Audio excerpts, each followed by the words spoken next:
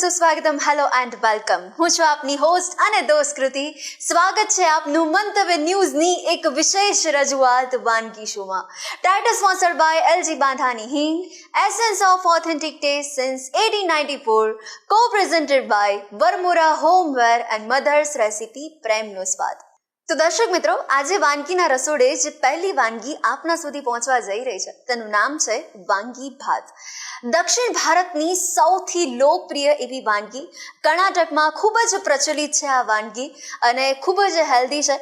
હવે ઘણા બધાને એવી આદત હોય કે શાક રોટલી હોય પણ એની સાથે ભાત તો જોઈએ ને જોઈએ જ. પણ હવે જ્યારે શાક રોટલી ના બનાવવાની ઈચ્છા હોય તો તમે વાંગી ભાત બનાવીને પણ તમારું પેટ આરામથી ભરાઈ શકો છો. અને હા, જો સાંજે ડિનરમાં કંઈ જ પ્લાન ના કર્યો હોય અને એવી ઈચ્છા હોય કે આજે ચલો કંઈક હળવું ખાઈ લેવું છે તો આ વાનગી તમારા માટે વરદાનદાયક બનવાની છે. તો ચાલો મસ્ત મજાની આવી આપણી વાંગી ભાતની રેસીપી ખૂબ જ સરળ રીતે આપણા મહેમાન પાસેથી જાણીએ અને કરીએ આજના શોની શરૂઆત. દર્શક મિત્રો, આજે ફરી એકવાર વાનગીના રસોડે આપણી સાથે શિલ્પાબેન જોડાઈ ગયા છે. Shilpaben, welcome to our show. Thank you. તો આજે તમે વાંગી ભાત લઈને આવ્યા છો, કર્ણાટકની ફેમસ એવી વાનગી લઈને આવ્યા છો. તો સૌથી પહેલા આ વાનગી વિશે જાણીએ આપણે.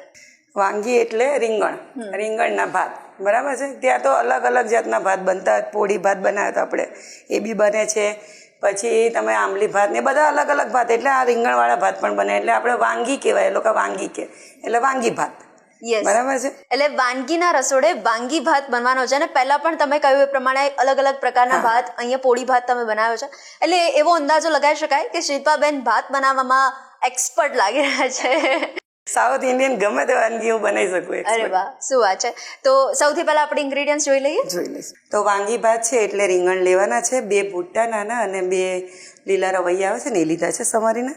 પછી આંબલીનો પલ્પ લીધો છે, 1 વાડકી મેં ભાત લીધા છે બાફેલા. પછી 1 નાની ડુંગળી લીધી છે, આદુ મરચાંની પેસ્ટ છે, આ સિંગદાણા છે, તમાલપત્ર અને લાલ મરચું, અને વાંગીનો ગરમ મસાલો વાંગી ભાતનો આવે છે ને એ લીધો છે. વટાણા છે, ચણાની દાળ, અડદની દાળ ને થોડું ઘી અને બેઝિક મસાલા. તો આપણે સ્ટાર્ટ કરી દઈશું. તો પહેલાં ગેસ ચાલુ કરી દઈએ. એમાં 2 ચમચી જેટલું તેલ લઈશું અને 1 ચમચી ઘી.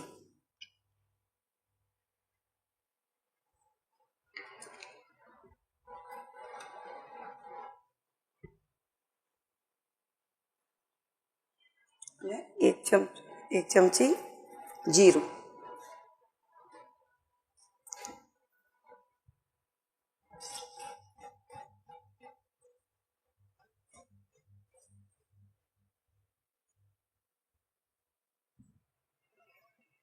હવે સાઉથ ઇન્ડિયન રેસીપીનો વઘાર છે એટલે એમાં જ અડદની દાળ હોય, 1 ચમચી જેટલી અડદની દાળ, 1 ચમચી જેટલી ચણાની દાળ, 1 નંગ તમાલપત્ર અને 1 લાલ મરચું.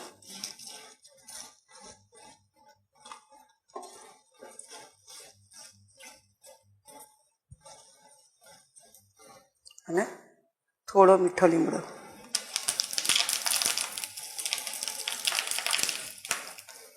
હવે આપણે સિંગદાણા લઈ લેવાના છે. અહીં 2 થી 3 ચમચી જેટલા સિંગદાણા લીધા છે મેં, અને 2 ચમચી જેટલા વટાણા.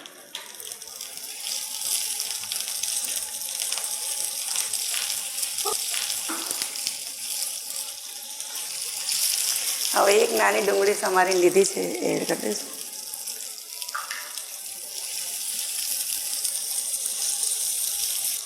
હવે જે રીંગણ આપણે સમારીને લીધા છે ને એ એડ કરી દઈશું.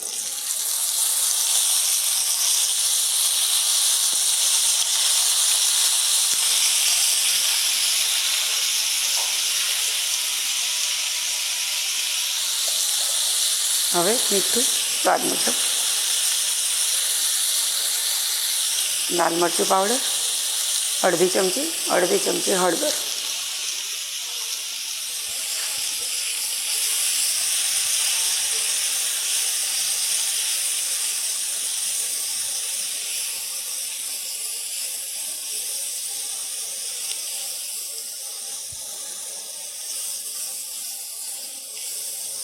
બસ હવે આ રીંગણને આપણે ઢાંકીને 5 થી 7 મિનિટ ચડવા દઈશું. આપણા રીંગણ થોડા પોચા થઈ જાય ત્યાં સુધી. એટલે આમાં આપણે રીંગણને બહુ નાના કટકા પણ નથી કરી દેવાના કે પછી આપણે ઊભી ચીરી પણ નથી રાખવાની? ઊભી ચીરી જ કરવાની છે, પણ બહુ ઝીણા કટકા નહીં કરવાના, કારણ કે રીંગણ એકદમ ગળી જશે ને તો દેખાશે જ નહીં. શું છે નાખ્યું એ દેખાશે ને, એટલે થોડા મોટા જ રાખવાના આપણે. તો શિલ્પાબેન, ઘણા બધા પંજાબી ફૂડ લવર્સ હોય, ચાઇનીઝ ફૂડ લવર્સ હોય, પણ મને એવું લાગી રહ્યું છે કે તમે સાઉથ ઇન્ડિયન ફૂડ લવર્સ લાગી રહ્યા છો. ના, મને બહુ જ ભાવે. સાઉથ ઇન્ડિયન ભાવે ને પંજાબી એ બહુ ભાવે છે. અચ્છા. એ બી સરસ બને છે અને આ બી સરસ બને છે. આ તો મારી મમ્મીને એનું બધું શીખવાડેલું છે, અને પંજાબી તો મેં મારી જાતે જોઈને શીખીને બધું શીખ્યું છે ધીરે ધીરે કરીને. અચ્છા. પણ આ તો મારી મમ્મીએ બધું શીખવાડેલું. સાઉથ ઇન્ડિયન તો બધી વાનગી મારી મમ્મીએ શીખવાડેલી છે. વાહ.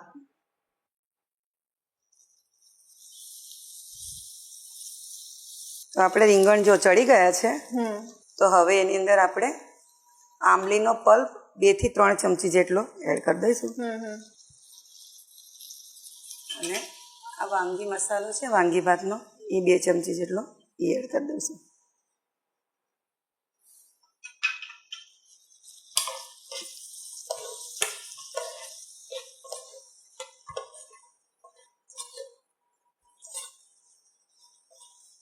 અને હવે આપણે આ ભાત છે ને એ એડ કરી દેવાનો છે.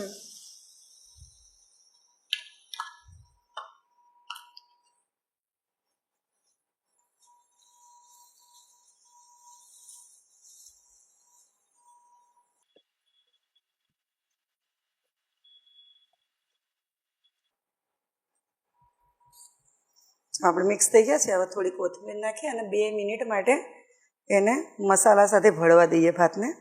બરાબર છે, ઢાંકી દઈશું. તો આપણે જો થઈ ગયો છે વાનગી ભાત તૈયાર. તો હવે આપણે એને સર્વ કરી દઈશું. ગેસ બંધ કરી દઈએ.